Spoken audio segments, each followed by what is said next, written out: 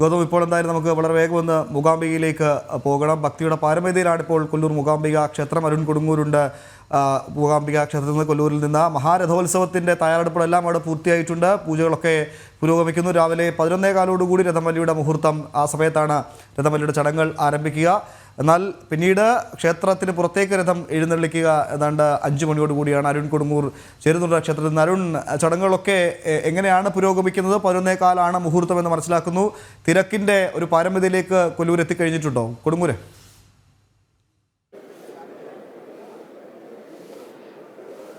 തീർച്ചയായും തിരക്ക് വരുന്നതേ ഉള്ളൂ. എന്തായാലും 11 കൂടി വലിയ രീതിയിലുള്ള ഒരു ഭക്തജന പ്രവാഹം ക്ഷേത്രത്തിലേക്ക് ഒഴുകിയെത്തുമെന്നാണ് അറിയാൻ സാധിക്കുന്നത്, അല്ലെങ്കിൽ കണക്ക് കൂട്ടുന്നത്. എന്തായാലും വലിയ രീതിയിലുള്ള ഒരു തിരക്ക് ഇപ്പോഴില്ല എങ്കിൽ പോലും ഇന്നലെ വൈകുന്നേരങ്ങളിലടക്കം വലിയ ഒരു തിരക്കുണ്ടായിരുന്നു. എന്തായാലും മുഹൂർത്തത്തിൻ്റെ ആ ഒരു സമയത്തേക്ക് എത്തുന്ന ആ ഒരു വേളയിൽ വലിയ രീതിയിലുള്ള ഒരു ഭക്തജന തിരക്ക് ഇവിടെ ഉണ്ടാകുമെന്നാണ് കണക്ക് കൂട്ടുന്നത്. അതിനനുസരിച്ചുള്ള ഒരു ക്രമീകരണങ്ങളൊക്കെ തന്നെ ഇവിടെ ഒരുക്കുകയും ചെയ്തിട്ടുണ്ട്. 11:15 ഈ രഥം വലിയുടെ മുഹൂർത്തമുള്ളത്. ആ ഒരു സമയത്തേക്ക് വലിയ രീതിയിലുള്ള മലയാളികളടക്കമുള്ള വലിയ രീതിയിലുള്ള ഒരു ഭക്തജന പ്രവാഹം ഇവിടേക്ക് ഉണ്ടാകുമെന്നാണ് കണക്ക് കൂട്ടുന്നത്. എന്തായാലും രാവിലെയൊക്കെ തന്നെ നമ്മൾ സൂചിപ്പിച്ച പോലെ ഏറ്റവും ശ്രേഷ്ഠമായ ഒരു ദിവസമാണ് മൂകാംബിക ക്ഷേത്രത്തെ സംബന്ധിച്ചോളം ഇന്ന് എന്നതാണ് ഏറ്റവും പ്രധാനമായി എടുത്തു പറയേണ്ടത്. എന്തായാലും അങ്ങനെ വലിയ ഒരു തിരക്ക് ഉണ്ടാകുന്ന ഒരു അവസ്ഥയിലേക്ക് പോകുന്നു. മലയാളികളടക്കം ഉള്ള ഒരുപാട് തീർത്ഥാടകരുണ്ട്. ആ തീർത്ഥാടകരുടെ പ്രതികരണത്തിലേക്ക് കൂടി നമുക്ക് പോകാം. എല്ലാ വർഷവും വരാറുള്ളതാണ്. എങ്ങനെയാണ്? എല്ലാ വർഷവും ക്ഷേത്രത്തിൽ എത്താറുണ്ടെങ്കിലും ഇത്തവണയാണ് എനിക്ക് രഥോത്സവത്തിൽ പങ്കെടുക്കാനുള്ള ഭാഗ്യം സിദ്ധിച്ചത്. അതിന് കാലകൂട്ടി തന്നെ ഇന്നലെ രാവിലെ തന്നെ ഇവിടെ എത്തിച്ചേർന്നു. ക്ഷേത്രത്തിൽ ദർശനം നടത്തി. ഇന്ന് രാവിലെയും അമ്മയെ കണ്ട് തൊഴുത് പ്രാർത്ഥിച്ചു, അനുഗ്രഹം തേടി. ശരിക്കും വളരെ നമുക്ക് പറഞ്ഞറിയിക്കാൻ പറ്റാത്ത ഒരു ആനന്ദമാണ് ഓരോ തവണയും ഇവിടെ കൊല്ലൂർ എത്തിച്ചേരുമ്പോൾ നമുക്ക് അനുഭവപ്പെടുന്നത്. അതിലുപരിയായിട്ട് ജാതിമത വർഗ വർണ്ണ രാഷ്ട്രീയ ഭേദമില്ലാതെ എല്ലാവരും അമ്മയുടെ അടുത്തേക്ക് ഓടിയെത്തുന്ന ഒരു കാഴ്ച, അത് നമുക്ക് ഓരോ വരവും നമുക്ക് പുതിയ പുതിയ അനുഭവങ്ങളാണ് സമ്മാനിക്കുന്നത് എന്നുള്ളതാണ് പറയാനുള്ളത്.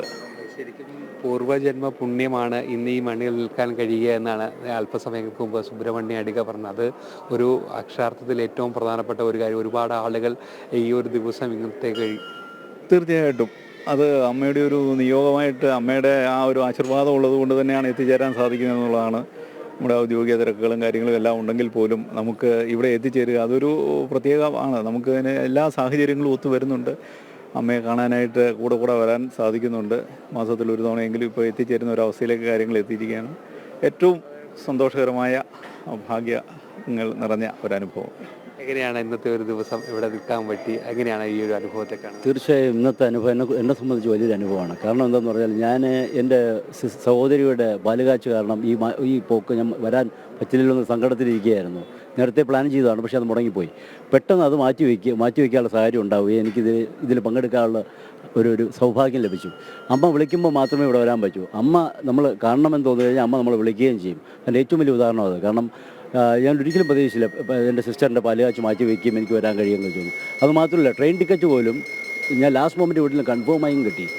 ശരിക്കും അമ്മയുടെ അനുഗ്രഹം. നമ്മൾ ഒരു തവണ സ്നേഹിച്ചാൽ അമ്മ 100 മടങ്ങാണ് നമ്മളെ തിരിച്ച് സ്നേഹിക്കുന്നത്. അപ്പോൾ അത്രയും അമ്മ സർവ്വം സഹായ അമ്മ. കാരണം നമ്മളൊന്നും അത്ര പ്യൂറസ്റ്റ് ഫാമിലുള്ള ആൾക്കാരല്ല.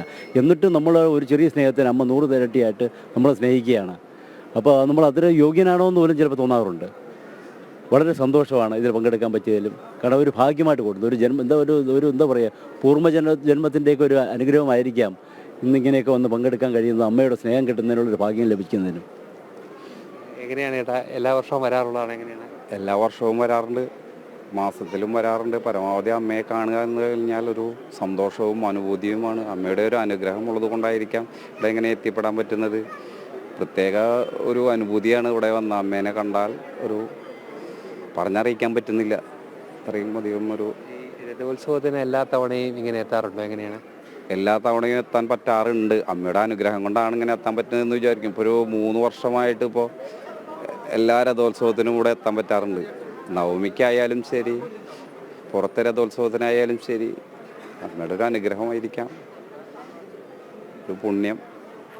പക്ഷേ അത് തന്നെയാണ് എല്ലാവർക്കും പറയാനുള്ള ഒരു കാര്യം. അമ്മ ഇങ്ങോട്ട് വിളിക്കുക, അമ്മയുടെ അനുഗ്രഹത്തിലേക്ക് ഈ മണ്ണിലേക്ക് എത്തുക. അത് തന്നെയാണ് ഈ ഒരു ജന്മസാഫല്യം എന്ന് തന്നെ വിശേഷിപ്പിക്കാൻ പറ്റുന്ന രീതിയിലേക്ക് ആ ഒരു മുഹൂർത്തത്തിലേക്ക് തന്നെയാണ് എല്ലാവരും കടന്നിരിക്കുന്നത്. എന്തായാലും കനത്ത ചൂടുണ്ട്, പക്ഷെ അതിനെയൊക്കെ തന്നെ അതിജീവിച്ച് വലിയ രീതിയിലുള്ള ഒരു ഭക്തജന പ്രവാഹം ക്ഷേത്ര സന്നിധിയിലേക്ക് ഉണ്ടാകും. അതോടൊപ്പം തന്നെ ഈ രഥത്തിൽ നിന്നും വർഷിക്കുന്ന ആ നാണയത്തുട്ടുകൾ അത് ജീവിതത്തിലേക്ക് വരുന്ന വർഷങ്ങളിൽ ലഭിക്കാൻ പറ്റുന്ന ഏറ്റവും വലിയ ഒരു അനുഗ്രഹം, അല്ലെങ്കിൽ മുന്നോട്ടുള്ള ഉയർച്ചയ്ക്ക്, മുന്നോട്ടുള്ള നേട്ടങ്ങൾക്കെല്ലാം തന്നെ അതൊരു വലിയ കാരണമാകും. അതുകൊണ്ട് ആ നാണയം കിട്ടുക എന്നുള്ളതാണ് ഇവിടെ എത്തുന്ന എല്ലാ ഭക്തരെ സംബന്ധിച്ചോളം ഏറ്റവും പ്രധാനപ്പെട്ട ഒരു കാര്യമായി അവർ കാണുന്നത്. എന്തായാലും അമ്മയുടെ അനുഗ്രഹം തേടി ഇനി ആ മഹാരഥോത്സവത്തിനായുള്ള ഒന്ന് ഇടപെടുകയാണ്. നമ്മുടെ യൂട്യൂബിലൊക്കെ പല പ്രേക്ഷകരും പങ്കുവെക്കുന്നു, ക്ഷേത്രത്തിനുള്ളിലെ ദൃശ്യങ്ങളും വിശേഷങ്ങളും ഒക്കെ കാണണമെന്ന്.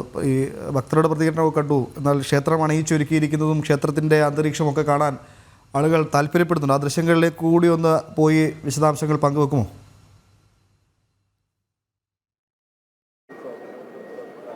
തീർച്ചയായും ഇന്ന് ഏറ്റവും വർണ്ണാഭമായ രീതിയിലേക്കാണ് ക്ഷേത്രം അണിയിച്ച് ഒരുക്കിയിരിക്കുന്നത്. അതിൽ ഏറ്റവും പ്രധാനപ്പെട്ടത് ഈ വിവിധ വർണ്ണങ്ങളിലുള്ള പൂവുകൾ കൊണ്ട് അമ്മയുടെ ഈ തിരുസന്നിധി, മൂകാംബിക ദേവിയുടെ ഈ ഒരു സന്നിധി ഒന്നാകെ ഒരുക്കിയിരിക്കുകയാണ്. നമ്മൾ രാവിലത്തെ ദൃശ്യങ്ങളിൽ തന്നെ രഥം ഒരുക്കി അതിന് രഥോത്സവത്തിന് തയ്യാറെടുക്കുന്ന ആ ഒരു ദൃശ്യങ്ങൾ നമുക്ക് പ്രേക്ഷകർക്ക് മുന്നിൽ എത്തിച്ചിരുന്നു. അതോടൊപ്പം തന്നെ ഈ ഒരു ദൃശ്യങ്ങൾ ഇതാണ് ഏറ്റവും പ്രധാനപ്പെട്ടത്.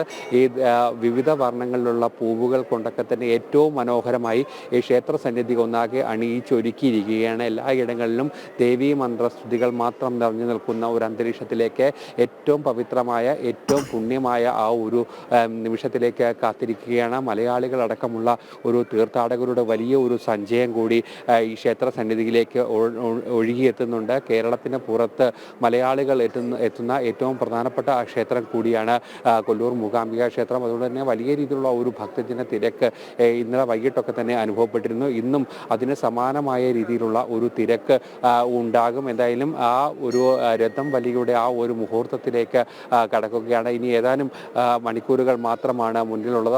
അതുകൊണ്ട് തന്നെ വലിയ രീതിയിലുള്ള ഒരു ഭക്തജന തിരക്ക് ഈ ക്ഷേത്ര സന്നിധിയിൽ ഉണ്ടാകും. അതിനനുസരിച്ചുള്ള ഒരു ക്രമീകരണങ്ങൾ തന്നെ ആയിരിക്കും ഇവിടെ ഉണ്ടാകുക എന്നതാണ് പറയുന്നത്. അതോടൊപ്പം തന്നെ ക്ഷേത്രം അധികൃതരുടെ ഭാഗത്തു നിന്നും ഉള്ള വിശദീകരണവും അത് തന്നെയാണ്. എന്തായാലും എല്ലായിടങ്ങളും ഭക്തിസാന്ദ്രമായ ഒരു അന്തരീക്ഷത്തിലേക്ക്, അക്ഷരാർത്ഥത്തിൽ ഭക്തിയുടെ പാരമ്യത്തിലേക്ക് എത്തി നിൽക്കുകയാണ് കൊല്ലൂർ മൂകാംബിക ക്ഷേത്രം.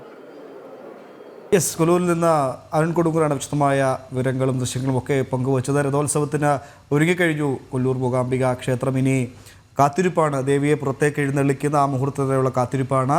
11:15 പുറത്തെ രഥത്തിലേക്ക് ദേവിയെ എഴുന്നള്ളിക്കും. 11:15 രഥം വലിയുടെ മുഹൂർത്തം. വൈകിട്ട് 5 മണിയോടുകൂടിയാണ് രഥത്തിലുള്ള എഴുന്നള്ളത്ത് നടക്കുക.